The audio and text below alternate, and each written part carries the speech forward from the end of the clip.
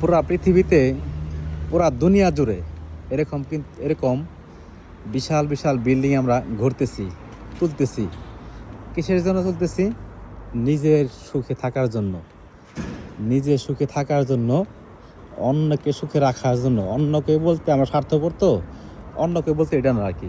অন্যকে বলতে যে আমার নিজের ফ্যামিলি যারা আছে, নিজের ফ্যামিলিও না, কারণ আমার স্বার্থপর না।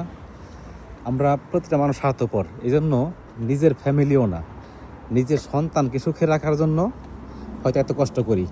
কিন্তু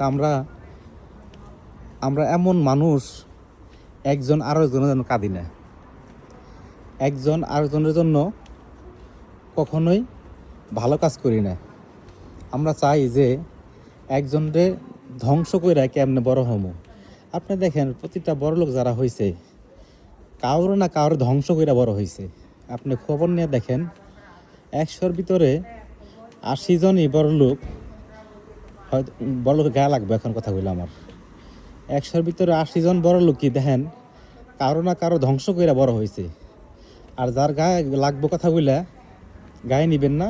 হয়তো আপনি 20 জনের ভিতরে ভালো আছেন, 80 জন মানুষ হয়তো নিজের পরিশ্রম করে বড় লোক হয়েছে, কিন্তু 80 জন মানুষ, 80 ভাগই মানুষ কাউকে ধ্বংস করে, কার লাইফ ধ্বংস করে বড় হয়েছে, ধনী হয়েছে।